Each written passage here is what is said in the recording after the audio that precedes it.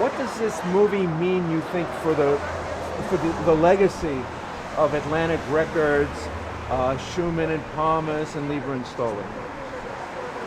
Well, I think this is a wonderfully touching film about a wonderful guy, a very talented, special guy, and I'm glad that this film was made because Doc was a fantastic guy and he deserves this film. It's his legacy and I loved it. You love the film? Yes. You think this will help bring your legacy forward to a new generation in the same way that Smokey Joe's did? No, this is about Doc. This is about Doc and Morty and all the other people who, you know, were in some way related to the scene and so on, like Carole King and Jerry Goffin, like Barry Mann, Cynthia Weil, like Jerry and me.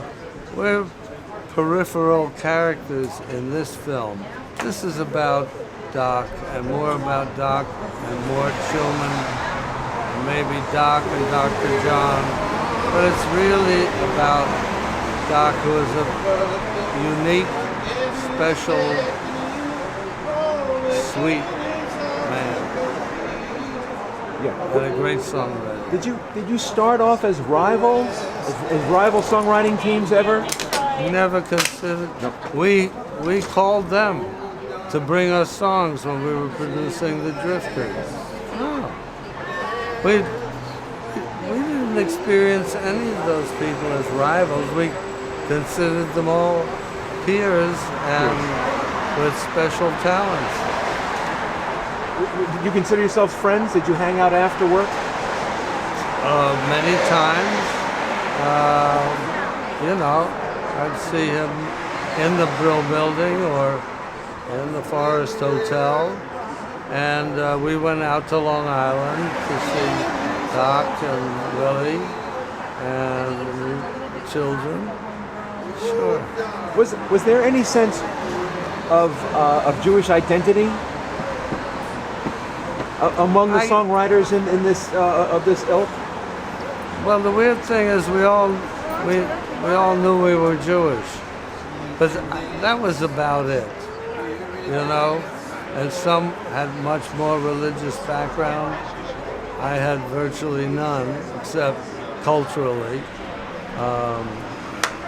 You know. And did you was there any curiosity that the songs were written and produced for black artists by Jewish artists and were delivered by black artists? Was there ever any? Well, you know, Jerry and I met, and what cemented our relationship was the fact that we loved the blues, boogie woogie, piano, blues singers. Those were our idols. We wrote for Jimmy Witherspoon. We wrote for Charles Brown. We wrote for Big Mama Thornton. We wrote for Little Esther, Little Willie Littlefield. Ray Charles cut one of our songs, you know, in like 1953. That's who we really identified with. Was there a kinship between the Jews and the blacks in the song and music business? I don't think there was specifically. I think that that black people accepted white folks or Jewish white folks if they were, you know, in tune with them.